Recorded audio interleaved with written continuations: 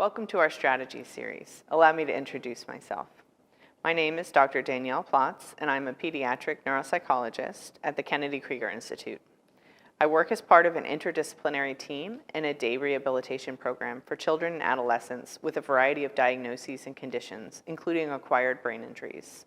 This video series will focus on providing educators knowledge about evidence-based practice strategies to help children and adolescents who have sustained a traumatic brain injury and may struggle with attention, memory, executive functioning, and emotion regulation.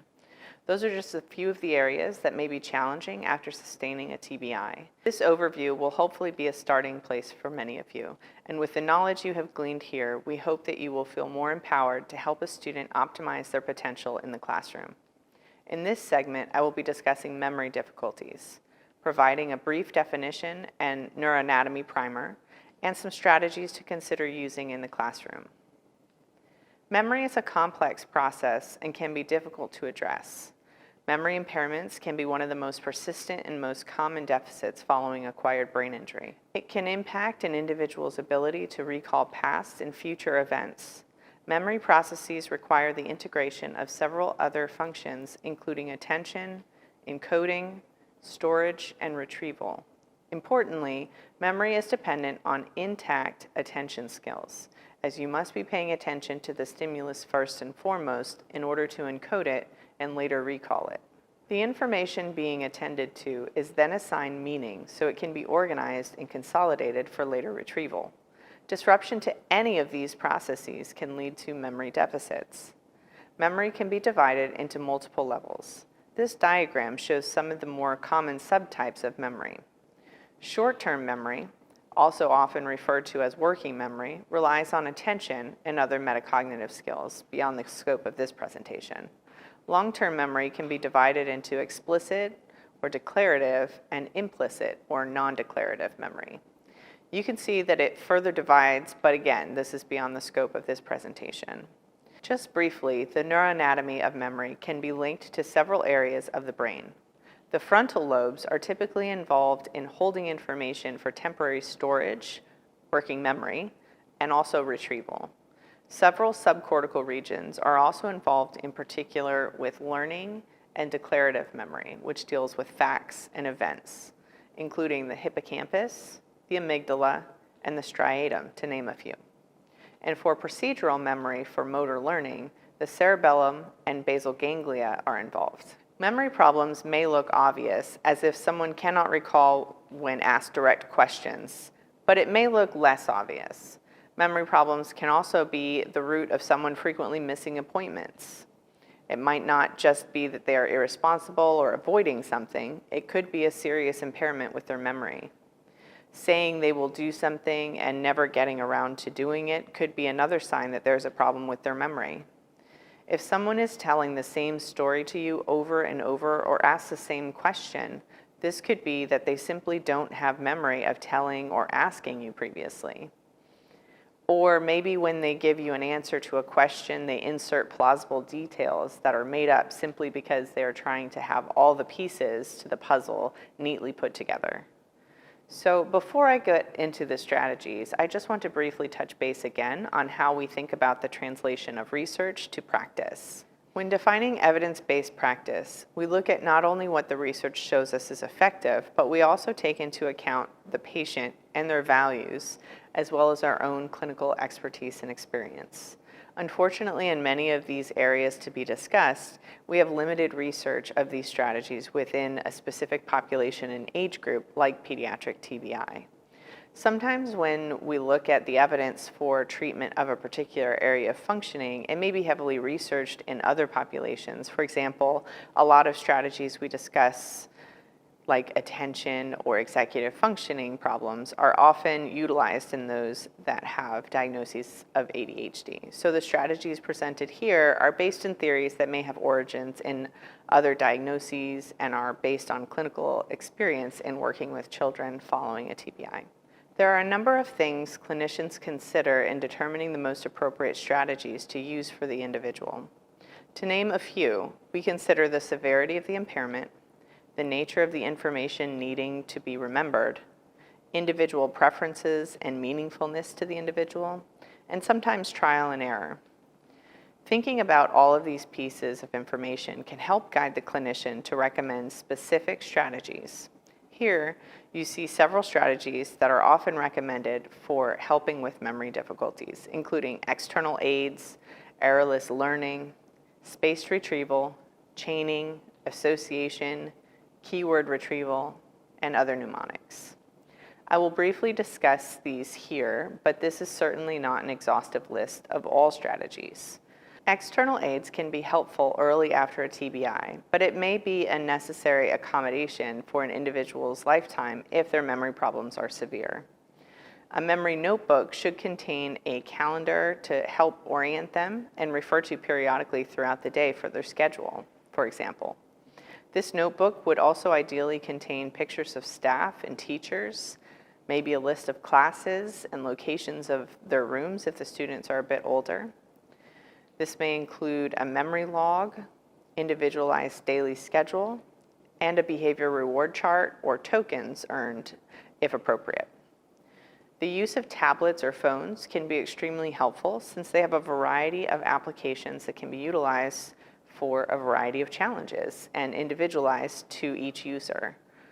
Here's an example of a memory log or a daily schedule that one might include in a memory notebook. It may also be useful to have a task log or a homework sheet that can be included. Errorless learning provides a method of learning to significantly reduce the chance of making an error. By providing frequent cues and frequent repetition, the student will be less likely to make inaccurate associations to newly learned information. Present the information in context or the setting that you want. Avoid quizzing and don't allow guessing or a trial and error approach when attempting this strategy. For example, I may be working with an individual and say, "Hi, my name is Dr. D. What's my name?" Or, "You live in Baltimore. Where do you live?"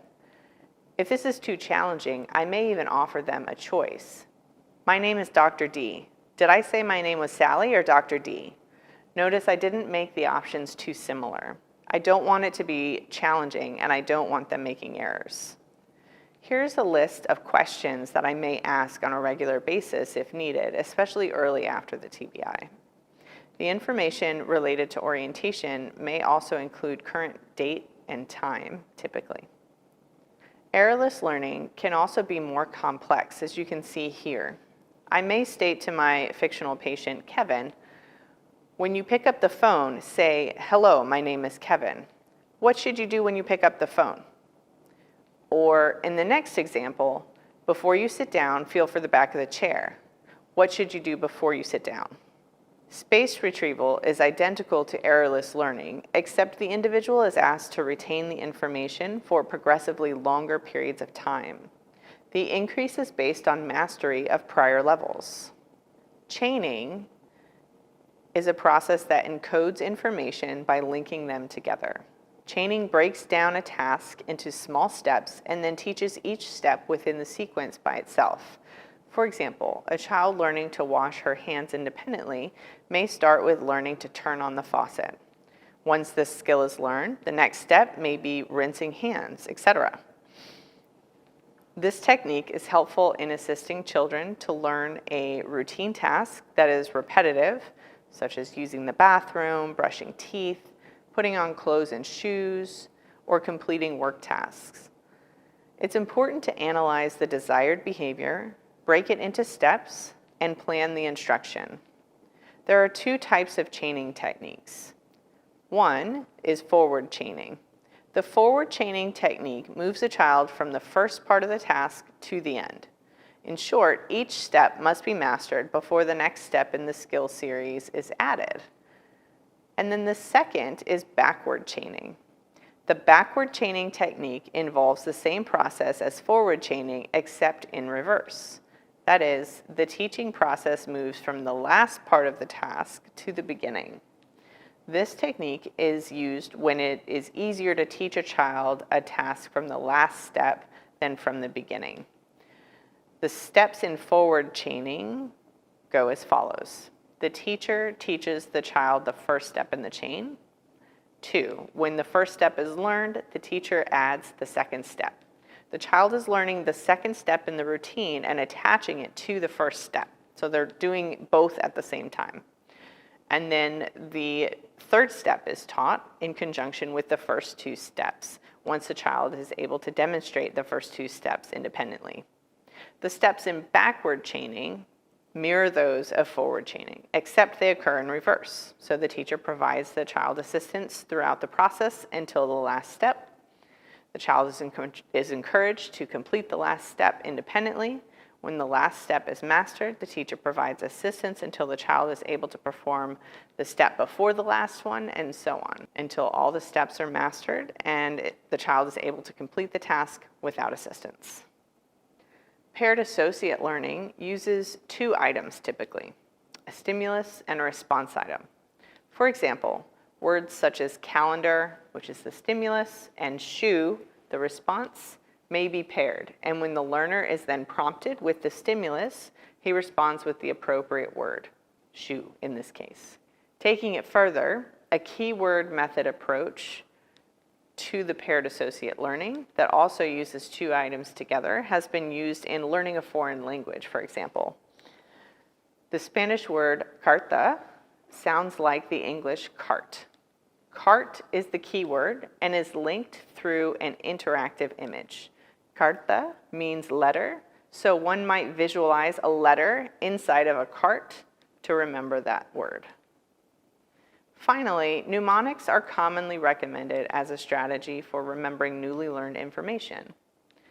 First, an acronym is a word that is made up by taking the first letters of all the key words or ideas you need to remember and creating a new word out of them. For example, the word homes can be used to remember the names of the Great Lakes, Huron, Ontario, Michigan, Erie, and Superior. Make up a sentence or story in which the first letter of each word is part of or represents the initial of what you want to remember. For example, here, the sentence, "Every good boy does fine," is used to memorize the lines of the treble clef representing the notes E, G, B, D, F. Rhymes and alliterations and even jokes are memorable ways to remember more mundane facts and figures. For example, the rhyme 30 days, half September, April, June, and November is commonly used to remember the months of the year with only 30 days in them. Chunking is another strategy that breaks a long list of numbers or other types of information into smaller, more manageable chunks. For example, remembering a 10-digit phone number can be pretty challenging, but if you break it down into 3 sets of numbers, 3, 3, and 4, you have a much easier chance of recalling that information. So here, this example, 555-865309 is a lot easier to remember than 555-867-5309. That would be very challenging to remember. So chunking it up can be helpful. Imagine placing the items you want to remember along a route that you know well or in specific locations in a familiar room or building. For example, for a shopping list, imagine apples on the TV antenna.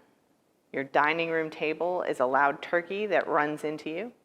You wade through rice walking in your kitchen, Pepsi shooting out of your toilet in your bathroom, and 2 pineapples are pillows on your bed. That might be a little bit easier to kind of visualize and remember what you might need, because some of those are kind of silly visualizations.